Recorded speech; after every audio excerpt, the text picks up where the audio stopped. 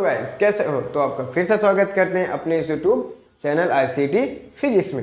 देखो हम क्या कर चुके थे, ब्लॉक्स वाले सिस्टम सारे खत्म कर चुके हैं। अब हम वेस्ट प्रॉब्लम आपको समझाने वाले हैं। देखिए वेस्ट प्रॉब्लम में आपको कुछ चीज़ें समझाते हैं। यहाँ पर भी आपको पता है, यहाँ पर जो हम अभी कर रहे हैं, अभी फ्रिक्शन को नेग्लेक्ट कर रहे हैं, अभी फ्रिक्शन को कोई कंसीडर नहीं कर रहे हैं। तो जब तक फ्रिक्शन को कंसीडर नहीं कर रहे हैं तब तक ये वेस्ट प्रॉब्लम इतनी कॉम्प्लिकेटेड नहीं बनती है ना। फ्रिक्शन में बहुत अच्छा मजा आता है, राइट। और फ्रिक्शन से पहले ही मैं आपको थोड़ी चीजें क्लियर कर देते तो आपको फ्रिक्शन में भी काम आएगा, ऐसा नहीं है। अब देखो बच्चे, ये आपका वेस्ट प्रॉब्लम है। यहाँ पर कोई एक ब्लॉक रखा हुआ है, ये थीटा एंगल है, राइट। तो इसके साथ में क्या होगा, सबसे पहले ये समझो इसके साथ में क्या होगा। ये फ्रिक्शनलेस सरफेस है, तो सबको पता है यार ये आगे आएगा। आगे क्यों आएगा ये हम बताएंगे, राइट।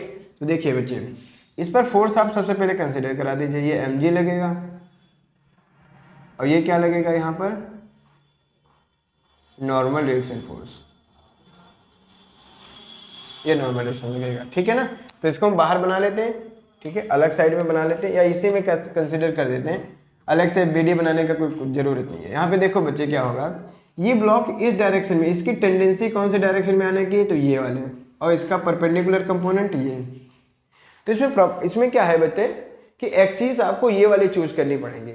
अब हम ये एक्सिस नहीं चूज करेंगे, ये एक्सिस है ये एक्सिस है, नहीं नहीं नहीं, मैंने क्या कहा था, जिसमें ब्लॉक मोशन में जाएगा वो उसका डायरेक्शन होगा, है ना, और फिर उसके परपेंडिकुलर डायरेक्शन में चले जाएंगे। ओके, बाकी को तो आप तोड़ ही लेना। देखो बच्चे ये थीटा है तो आप सिंपल सा ये भी थीटा हो जाएगा। अब आप कहोगे ऐसे कैसे, आप क्या रट के आए हो? अरे नहीं यार, देखो बच्चे ये ऐसे आप इसको थोड़ा सा बढ़ाएंगे, ये थीटा ये 90 होगा तो ये 90 माइनस थीटा हो जाएगा, राइट। और ये आपको पता है ये टोटल एंगल 90 होता है, तो ये 90 माइनस थीटा है, that is this is theta. Okay, तो ये तो बहुत ही सिंपल सी बात है, दैट्स व्हाई। अब देखो क्या करेंगे, मैं mg के कंपोनेंट्स को डिवाइड करेंगे, तो इधर आएगा बच्चे mg cos थीटा, और इधर कंपोनेंट कौन सा आएगा, इसको आप पैरेललोग्राम से बना लेना इस तरीके से, है ना। तो ये क्या आ जाएगा, mg sin थीटा। अब देखो इसमें क्या हो रहा है भैया, एक तो जो नॉर्मल है इस डायरेक्शन में कोई मोशन हो नहीं रहा है, इसका मतलब क्या है कि mg cos थीटा ये बैलेंस करेगा नॉर्मल डायरेक्शन के साथ में, ठीक है, यस ऑफ कोर्स। फिर mg sin थीटा क्या करेगा, वही तो मैं बोल रहा था, mg sin थीटा इसको आगे लेके आएगा, दैट मीन्स उसको क्या दे देगा बच्चे, एक्सेलरेशन, ठीक है। तो देखिए बच्चे एक्सेलरेशन दे देगा, इसका मतलब क्या हुआ कि इस डायरेक्शन में जब मैं लगाऊंगा एफ नेट बराबर ma, तो देखो एफ नेट कितना है, mg sin थीटा, m से m कैंसिल, तो a बराबर क्या आ गया, g sin थीटा।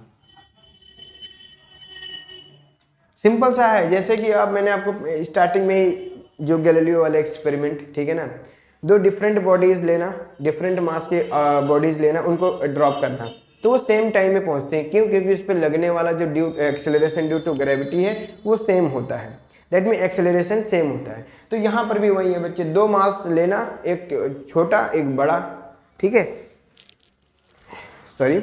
अभी देखो हम न्यूटन लॉस पढ़ रहे हैं, तो अभी हम वो सारी चीज़ें कंसिडर नहीं करेंगे जो यानी कि आपने उसको क्या कर दिया, एक बॉडी ले ली और उसको गोल गोल मतलब इस तरीके से स्फेयर टाइप में रख दिया, और एक को आपने इस टाइप में रख दिया, और फिर आप उसको छोड़ रहे हैं। अब आप कहेंगे देखिए सर स्फेयर वाली जल्दी आ गई। अरे देखो मैं क्या बोल रहा हूँ, अभी हम फ्रैक्शन रोटेशन कुछ कंसीडर नहीं कर रहे, अभी हम सिर्फ और सिर्फ पॉइंट मास की ऑब्जेक्ट कंसीडर कर रहे हैं और उसी से काम चला रहे हैं। तो इसका जो एक्सेलरेशन होगा वो जी साइन थीटा आएगा, दैट मीन्स मास से इंडिपेंडेंट आएगा। तो यहाँ पर जितने भी ऑब्जेक्ट रखोगे सब मास के इंडिपेंडेंट आएंगे। चलो अब देखो इसका हम क्या करते हैं, दो दो ब्लॉक कंसिडर करते हैं। इसको हम बस यहाँ पे कॉन्सेप्ट क्लियर करा रहे हैं कि आपका ये क्या क्या है। इसको हटा ही देता हूं मैं, ये है थीटा,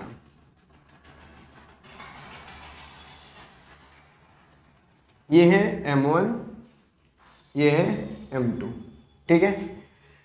अब आप कहोगे मैं क्या कहने जा रहा हूं, इसका एक्सेलरेशन निकालो, दोनों का एक्सेलरेशन निकालो और इनके बीच में लगने वाले नॉर्मल रिएक्शन को निकालो। अब इंटरेस्टिंग है, चलो देखो कैसे करेंगे बच्चे। इसके बीच में नॉर्मल रिएक्शन आएगा कि नहीं आएगा, सबसे पहले ये निकालने की कोशिश हम करेंगे।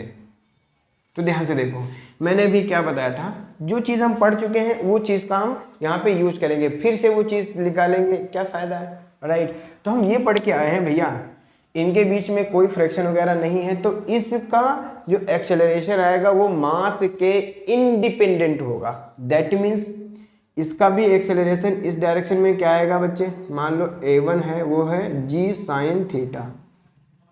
इसका भी इस डायरेक्शन में एक्सेलरेशन क्या आएगा, a2, वो भी क्या आएगा, g sine theta, g sine theta. तो दोनों का एक्सेलरेशन क्या हो गया, सेम एक्सेलरेशन हो गया, ठीक है। यानी कि अगर हम इसकी FBD बनाएंगे तो बच्चे क्या आएगा, इस डायरेक्शन में देखो ध्यान से, इसको मैं m1 ही कंसिडर कर रहा हूँ, खाली m1, इस पॉइंट पे मैं क्या कंसिडर कर रहा हूँ, खाली m1, ठीक है। तो इधर देखिए बच्चे, ये क्या आएगा इधर से, m1 g sine theta.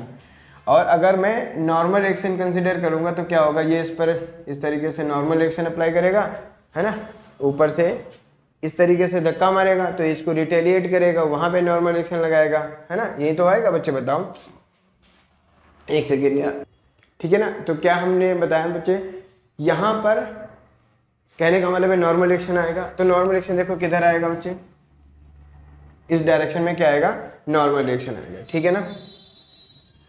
N consider करते, m2 का बना लेता हूं ऐसे ही, तो नॉर्मल रिएक्शन m2 पर किधर जा रहा है, इस तरीके से, इस डायरेक्शन में, ठीक है, इस डायरेक्शन में, यानी कि नीचे से ऊपर जाएगा ना, तो ये n हो जाएगा, और उस पर एक m2g भी लग रहा है। तो अब फिर से मैं फिर से चाहे यहाँ से आप कर सकते हो चाहे यहाँ से कर सकते हो, मैं सबसे पहले यहीं से करने की कोशिश कर रहा हूँ। देखो ध्यान से, m1g sine theta minus n बराबर m1 इंटू a की वैल्यू देखो बच्चे क्या आएगी, g साइन थीटा। अब ये पूरा कैंसिल, दैट मीन्स n1 कितना हो गया, 0, ठीक है, n कितना हो गया, 0, यानी कि इनके बीच में कोई भी नॉर्मल रिएक्शन नहीं आएगा, ऑलवेज रिमेंबर। और सिंपल सी चीज़ें मैंने आपको ये पहले ही बताया था कि जरूरी नहीं है कांटेक्ट में बॉडी होने के बावजूद भी आपका नॉर्मल रिएक्शन आना चाहिए। जब तक दूसरी बॉडी किसी भी बॉडी पर पुश नहीं करेगी भाई, जब तक पुश नहीं करेगी तब तक कैसे हो जाएगा, वो आप समझ रहे हो। यानी कि हम जो बताना चाह रहे हैं वो क्रिटिकल कंडीशन वाली चीज़ें बताना चाह रहे हैं, ठीक है। ये बॉडी है इस तरीके से रखी हुई है दोनों, ठीक है, जिस एक्सेलरेशन से ये भाग रहा है उसी एक्सेलरेशन से ये भाग रहा है, तो भी इस तरह से भाग रहे हैं, इस डायरेक्शन से। लेकिन क्या इनके बीच में कोई भी नॉर्मल आएगा, नहीं आएगा। जब तक ये वाला इस पर ज़्यादा तेज़ी से फोर्स अप्लाई नहीं करेगा तब तो नॉर्मल रिएक्शन आ ही नहीं पाएगा। मेरी बात समझे, यानी कि ये दोनों सेम चीज़, अगर मान लो इनके बीच में इतनी डिस्टेंस है तो ये क्या होगी बच्चे, ऐसे भागेंगी इस तरह से, दोनों सेम एक्सेलरेशन से भाग रही है, तो इनके बीच में यही डिस्टेंस यही रहेगी हमेशा, और ये वे पास में होंगे तब भी ये वहीं रहेगा। तो इसीलिए ये कांटेक्ट में होने के बावजूद भी इनके बीच में कांटेक्ट रिएक्शन नहीं आएगा, नॉर्मल रिएक्शन नहीं आएगा।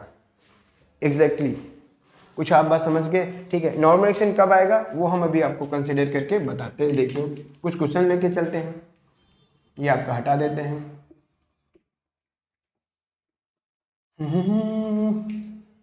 हो जाएगा ना, यस। तो हम ये क्वेश्चन लेके आने वाले थे 2 और 3, आने वाले थे क्या मतलब, आने वाले हैं 2 kg 3 kg, ठीक है। हाँ, इस बार क्या कर रहा हूँ मैं, इस डायरेक्शन में फोर्स अप्लाई कर रहा हूँ, और ये हमारा फोर्स है 20 न्यूटन। बस अब आपको बताना है एक्सेलरेशन वगैरह सब कुछ बताना है, राइट। अब आपको इसका एक्सेलरेशन बताओ, और ये भी बताओ किस डायरेक्शन में एक्सेलरेशन आएगा। मैं ये नहीं बता रहा हूँ किस डायरेक्शन में आएगा, एक्सेलरेशन बताओ एंड नॉर्मल भी बताओ, ठीक है ना, यानी कि बिटवीन द ब्लॉक्स इस बार आएगा कि नहीं आएगा ये भी आपको बताना है। तो कैसे बताएंगे, ये आपके पास क्वेश्चन आ गया। तो देखो क्या मैंने बताया, दिमाग मत लगाओ आई मीन दिमाग लगाओ। हम आपको क्या बता रहे हैं कि एक्सेलरेशन बता दो भैया, नॉर्मल बिटवीन द ब्लॉक्स बता दो। तो देखो ये 2 ब्लॉक्स पास में रखे हैं, मैंने क्या बताया, कुछ जब पास में रखे होते हैं ना, इनको एज अ सिंपल यानी कि 1 में कंसीडर कर लो, ठीक है। जिनको 1 कंसीडर करेंगे तो क्या हो जाएगा बच्चे, ये 5 kg हो जाएगा। अब 5 kg पर फोर्स कितना लग रहा है इस डायरेक्शन में, 20 न्यूटन का। और आपको पता है इधर कौन सा आता है बच्चे, mg sin 37 ये आएगा, है ना।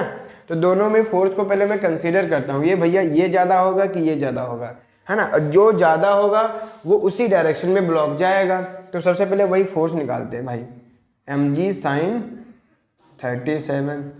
तो ये कितना हो जाएगा, m कितना है 5, g कितना है 10, ये कितना है 3/5, तो ये 30 न्यूटन आ जाएगा। इसका मतलब क्या हुआ, इन दो ब्लॉक्स पे ये लग रहा है 30 न्यूटन, इन दोनों को मिला के कितना लग रहा है 30 न्यूटन, और ये कितना लग रहा है 20 न्यूटन। तो सिंपल सा है यार, ये 30 न्यूटन ये 20 न्यूटन, तो ये नीचे की तरफ आएगा, आएगा कि नहीं आएगा, यस यू नो दैट। यानी कि यहाँ पे कितना आएगा बहुत जुकाम हो गया है, ये हो गया था 30 न्यूटन। एक्सेलरेशन निकाल लेते हैं बच्चे। देखो अब ये एक्सेलरेशन आपको पता है इस डायरेक्शन में क्या आएगा, एक्सेलरेशन, ठीक है। तो ये इधर हो जाएगा बच्चे 30 न्यूटन माइनस 20 न्यूटन बराबर 5 इंटू ए। तो ये कितना हो जाएगा, आई थिंक 10 हो जाएगा 5 इंटू ए। तो ए बराबर कितना हो जाएगा 2 मीटर पर सेकेंड स्क्वायर। इस बार आपको ये समझ में आ गया होगा कि ये 2 मीटर पर सेकेंड स्क्वायर क्यों आया है, ठीक है ना। अब जब नॉर्मल निकालने की कोशिश करेंगे तो क्या करेंगे, इसको एबीडी बना दीजिए, ठीक है। कैसे एबीडी बनाएंगे बच्चे, इस पर कितना फोर्स लग रहा है इस डायरेक्शन में 20 न्यूटन, ठीक है ना। और देखो ये जब इस डायरेक्शन में लगाएगा तो टोटल फोर्स, है ना, तो यहाँ पर नॉर्मल एक्शन किधर लगेगा, इस डायरेक्शन में, राइट। और कौन से फोर्स लग रहे हैं इस पे, ये भी तो लग रहा है भाई mg sin थीटा, है ना, इस वाले का mg, तो ये 2 है, तो ये हो जाएगा 2g sin 37, ठीक है ना, 2g sin 37। a बराबर कितना आ रहा था इसमें, हाँ 2 ही आ रहा था, इसमें भी आ रहा था भाई 2 ही, ठीक है। ये कितना हो जाएगा mg sin 37। तो यहाँ पे निकालते हैं, 2g sin 37 कितना आ जाएगा, 2 इंटू जी साइन 37, ठीक है। अच्छा अलग अलग क्यों निकालना है, मुझे ये पता है कि ये इस डायरेक्शन में जा रहा है, तो इस डायरेक्शन में कौन से फोर्स लग रहे हैं, नॉर्मल लग रहा है, ये लग रहा है, that means normal plus 2g sine 37, है ना। अपने रूल पे चलो, जो भी आपको पता है, इस डायरेक्शन में 2 फोर्स लग रहे हैं, उधर 1 लग रहा है, और ये ब्लॉक भी इधर आ रहा है, दैट मीन्स ये दोनों मिलके ज़्यादा होगा किससे, 20 से। 20 को सेपरेट करना पड़ेगा, इनटू एम ए कितना निकाल चुके हो बच्चे 2, ठीक है। तो नॉर्मल प्लस ये कितना हो जाएगा 2 इंटू 10 इंटू 3/5 माइनस ये 20 उधर जाके चाहे तो प्लस कर सकते हैं, तो 24 हो जाएगा। ये कितना हो जाएगा 12 हो जाएगा, ये 12 बराबर 24। तो नॉर्मल कितना आएगा बच्चे 12 न्यूटन। देखिए आंसर सही आ रहा है, हाँ 12 न्यूटन ही आ रहा है, राइट। इसको आप कैसे भी बना सकते हैं, यहाँ से भी निकाल सकते हैं, यहाँ से भी निकाल सकते हैं। इस पर कितने फोर्स लग रहे हैं, एक तो नॉर्मल लग रहा है और एक तो इसका mg साइन कंपोनेंट लग रहा है ना। तो mg साइन कंपोनेंट और नॉर्मल दोनों से आप ये निकाल सकते हैं, एक्सेलरेशन वाला फॉर्मूला लगा के आ जाएगा, ठीक है। तो इस क्वेश्चन में नॉर्मल आया, नॉर्मल क्यों आया, बिकॉज यहाँ से हम 20 न्यूटन का फोर्स ऐसे लगा रहे हैं। अब आप ऐसे समझो कि मान लो अगर ये नहीं होता 20 न्यूटन का, तब एक्सेलरेशन कितना था g साइन थीटा, g कितना होता है 10, साइन थीटा कितना है 3/5, तो ये कितना हो जाता है 6 मीटर पर सेकेंड स्क्वायर। और 6 मीटर पर सेकेंड स्क्वायर बहुत होता है, आई मीन बहुत इन द सेंस अब कितना है 2। इसका मतलब वो 6 से आना चाह रहा था, हमने उसको ऐसे रोक लिया और फिर धीरे धीरे ला कर रहे हैं, धीरे धीरे धीरे धीरे धीरे धीरे धीरे ला रहे हैं। तो इसका मतलब सिंपल सा है कि पीछे वाला ब्लॉक इस वाले ब्लॉक पे को पुश कर रहा होगा, और जब ये इसको पुश कर रहा होगा तो ये से नॉर्मल एक्शन फोर्स पीछे की तरफ आता रहेगा। बोलो भाई, यस है ना। देखो ना, अब बात समझ पा रहे हैं ना। जैसे हम ये इस तरीके से दो ब्लॉक को पकड़ के रखे हैं, उधर जो यानी कि यहाँ पे दो ब्लॉक होंगे, है ना। अब अगर मान लो नहीं होते तो वो ऐसे गिरते इस तरीके से 6 मीटर पर सेकंड स्क्वायर, बहुत तेजी से हमने पकड़ के फिर धीरे धीरे ला रहे हैं, धीरे धीरे ला रहे हैं, धीरे धीरे ला रहे हैं। तो जो पीछे वाला ब्लॉक है वो आगे वाले ब्लॉक पे यानी कि 3 kg का 2 kg पे ऐसे ज़्यादा फोर्स अप्लाई कर रहा है, ठीक है ना। यस, अब वो वही नॉर्मल रिएक्शन दे देगा, राइट। तो नॉर्मल रिएक्शन इस डायरेक्शन में आएगा, और ये वाला क्या रिटेलिएट करेगा तो उस डायरेक्शन में जाएगा, उस पर नॉर्मल रिएक्शन फोर्स। ये बात आप एकदम समझ गए हैं ना। यस, और जब ये दोनों को एक साथ कंसीडर किया था तो इनके बीच का एक्सेलरेट वो नॉर्मल रिएक्शन कैंसिल हो गया था। तो ये सब कॉन्सेप्ट हम आपको बता रहे हैं ताकि आपको एक अच्छे से क्लियरेंस आ जाए, ठीक है। तो ये ब्लॉक्स वाले फिनिश हो गए। ये इसमें थोड़ा सा क्वेश्चन अच्छा था, और हम आपको कराएंगे, परेशान नहीं हुए। अभी जब मिक्सअप करेंगे तो और अच्छे से करेंगे। अब इसमें पुली वाले कुछ लेके चलता हूं मैं, पुली सिस्टम।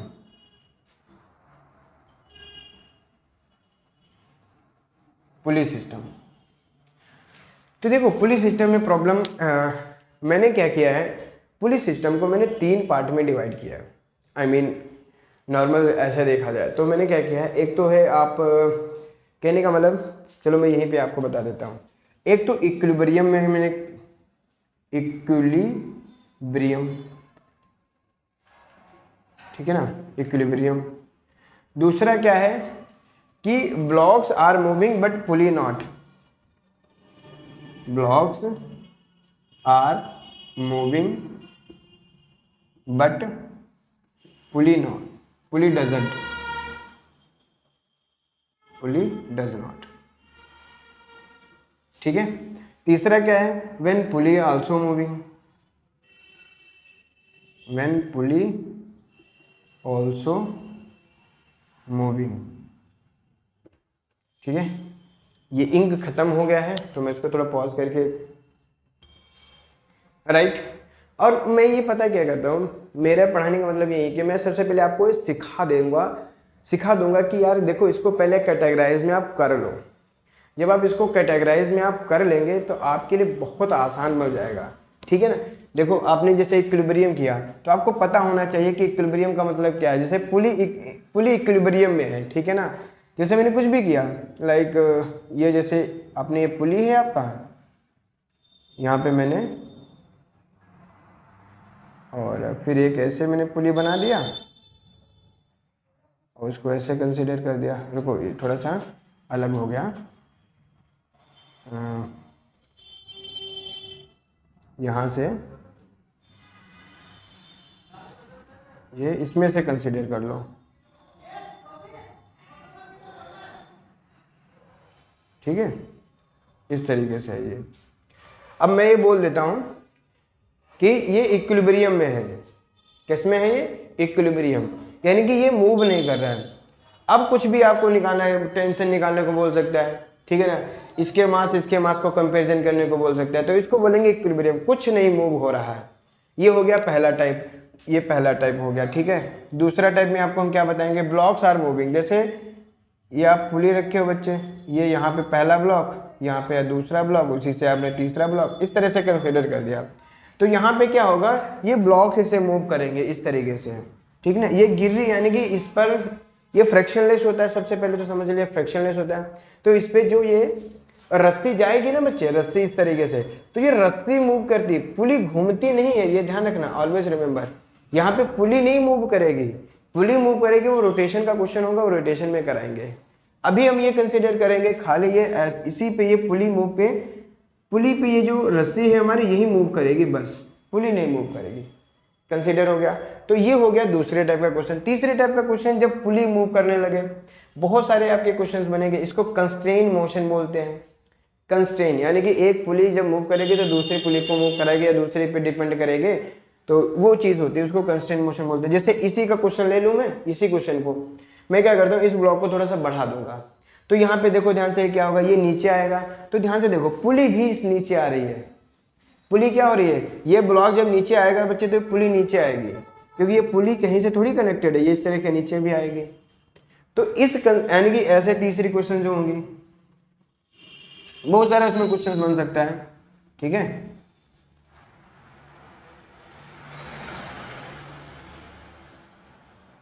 यहाँ पे ऐसे था, यहाँ पे मैंने एक यहाँ पे ब्लॉक टांग दिया या यहाँ पे ब्लॉक टांग दिया, ठीक है। तो इस केस में जब भी ये नीचे या ऊपर ऐसे कुछ जाएगा तो ये साथ में पुली को भी नीचे लेके आएगा या ऊपर जाएगा। अभी मतलब कहने का मतलब बस ये है कि ये समझो कि पुली मूव कर रही है।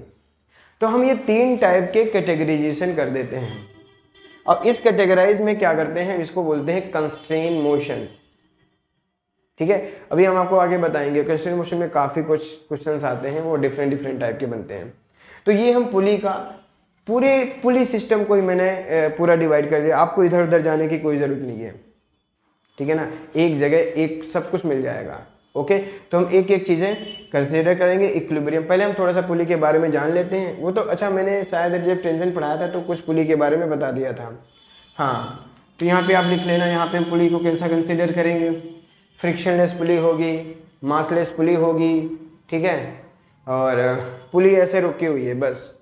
तो ये तो आपको नॉर्मल चीज़ें पता भी रहती हैं, तो हम ये लिखने वाला भी नहीं है, छोड़ो रहने देते हैं, राइट। हाँ, फिर ठीक है, आगे बढ़ते हैं, है ना। तो इसको हटा देते हैं, क्वेश्चन लेके आते हैं, फिर काम खत्म करते हैं।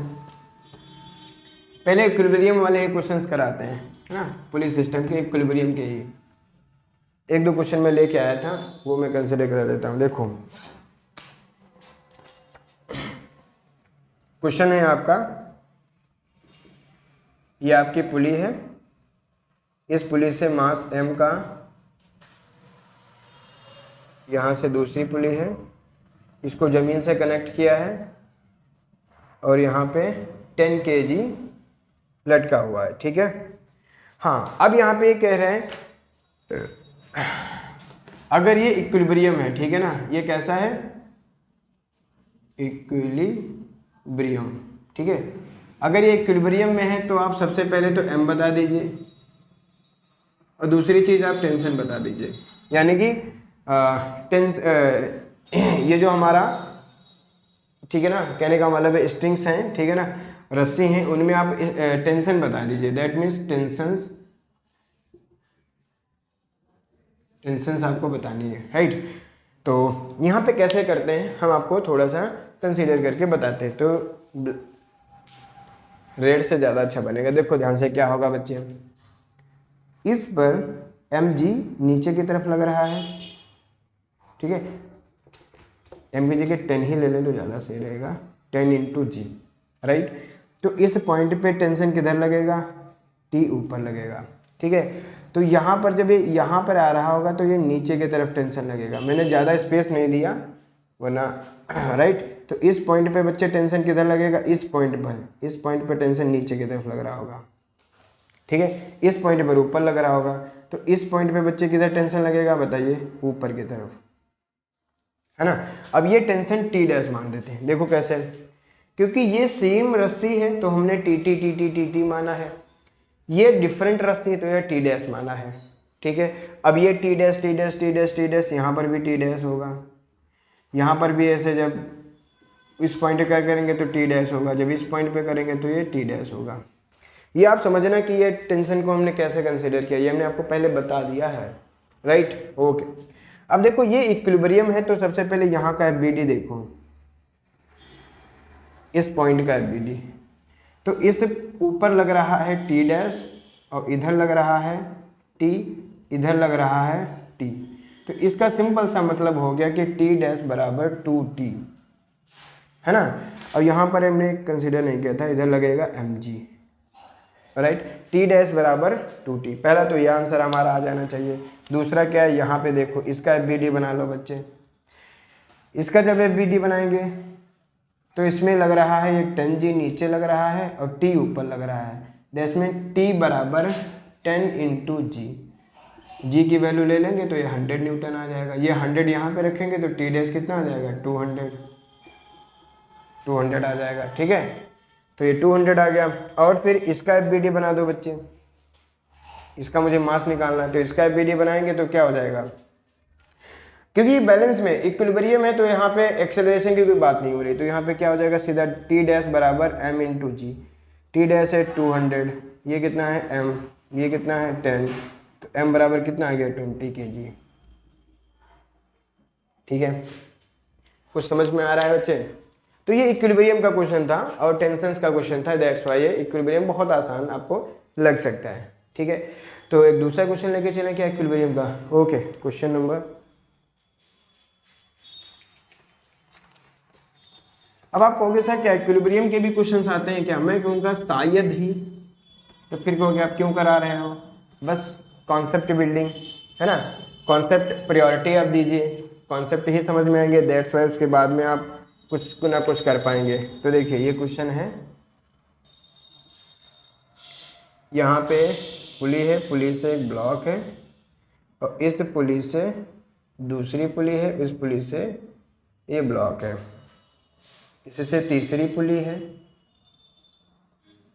और इस पुली से ये तीसरी पुली, चौथी पुली है और इससे एक ब्लॉक है और इससे फिर से एक पुली है। बच्चे बहुत वियर्ड सा बनता जा रहा है, आई मीन ये मैंने इस तरीके से बनाया है, उसे चिपका हुआ नहीं दिख रहा है। ठीक है, बस ये क्वेश्चन है, आप समझ लीजिए इतना है। ये है 10, इसका जो मास है वो है 10 kg और इन सब का मास है m1 m2 m3। ठीक है, और फिर क्या पूछा है आपसे? हाँ m1 m2 m3, ओहो सॉरी तो हॉर्न बजा रहा था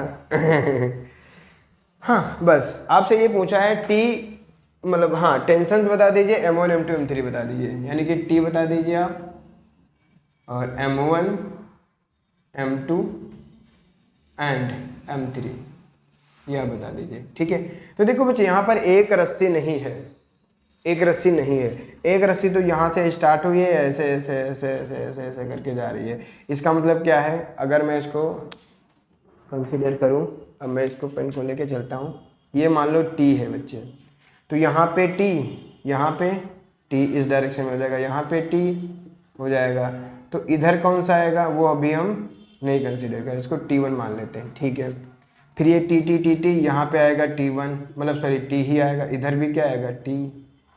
अब कहोगे ये कैसे बना रहे हो, तो ये इस डायरेक्शन में क्या आएगा बच्चे, ये T1, फिर सॉरी सेम रस्सी है ना, दैट्स वाई मैं टी कंसिडर कर रहा हूँ, यहाँ पे क्या आएगा टी।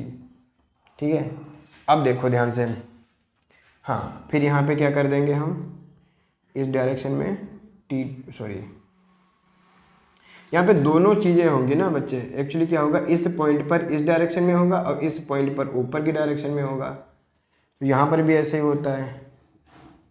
ठीक है, ओहो ये T1 राइट, तो ये आप बात समझ में आ रही है, इस पॉइंट पे नीचे होगा, जब ब्लॉक से देखेंगे तो ये ऊपर की तरफ होगा। राइट, अब देखो यहाँ पे तुम्हें निकालना है, कैसे करोगे? सबसे पहले यहीं से स्टार्टिंग करो, ये कितना हो जाएगा 10 × 10, दैट मीन्स ये 100 हो जाएगा। ठीक है, mg की वैल्यू 100 आ गई, तो t की वैल्यू डायरेक्टली कितनी आ जाएगी 100 न्यूटन। ठीक है, इस पॉइंट पे आप जब देखेंगे तो 2t ऊपर लग रहा है, T1 नीचे लग रहा है, तो ये कितना हो जाएगा 200, और T1 की वैल्यू बच्चे किसके बराबर हो जाएगी, m1 × g के बराबर, तो यहाँ से m1 कितना आ जाएगा 20 न्यूटन, 20 kg। ठीक है, ऐसे यहाँ पे सेम एज इट इज होगा, तो यहाँ पे m2 की वैल्यू भी आ जाएगी 20 kg। ठीक है, यहाँ पे होगा सिर्फ t बराबर mg और t है तुम्हारा 100, तो g सॉरी m3 बराबर कितना आ जाएगा, ये आ जाएगा 10 kg, दैट्स वाई। तो ये इक्विलिब्रियम के क्वेश्चंस आपके मैंने फिनिश करा दिए। ठीक है, और कुछ नहीं है आराम। अब मैं ये थोड़ा सा कंसिडर कर देता हूँ, जैसे आप ये यहाँ पे देख रहे होंगे शायद कि ये समझ में ना आए, तो इसको मैंने ऐसे है, ये बड़ी सी पुली है और यहाँ से इधर बच्चे टी लग रहा है, इधर टी लग रहा है, तो इस पॉइंट पे नीचे की तरफ टी डैश लग रहा है, आई मीन यहाँ पे मैंने क्या कंसिडर किया T1, तो जब ये ब्लॉक से कंसीडर होगा तो ब्लॉक से ऊपर की तरफ लगेगा T1, अब ये mg लगेगा। ठीक है ना, हाँ ठीक है, तो ये बात आप समझ में आई। तो यहाँ पर कुछ इस तरीके से सिनेरियो है, T1 एंड T1, तो ये बात समझ लेना कि यहाँ पर दिख नहीं रहा है वो उस तरीके से, खाली T1 नीचे की तरफ लग रहा है, नीचे से मतलब जब ब्लॉक के पॉइंट पे देखेंगे तो ऊपर की तरफ लगेगा। ये तो मैंने आपको बताया था। एंड पे जो टेंशन्स होती है वो अपोजिट डायरेक्शन में लगती है, राइट। ये आपको समझ में आ रहा है? और समझ में आ रहा है तो बस आपको कहाँ बताना है, कमेंट सेक्शन में बताना है। और कहाँ बताओगे? तो ये आपका इक्विलिब्रियम हो गया। कल से आपको सिखाएंगे कि पुली इन मूविंग हो, यानी कि पुली कैसी हो, मूविंग में हो, फिर उसको वेज के साथ में ये सब कुछ करने वाले हैं। यह बात आपको समझ में? ठीक है, तो आज के लिए इतने रखें। अगर अच्छा लग रहा है तो please like share and subscribe.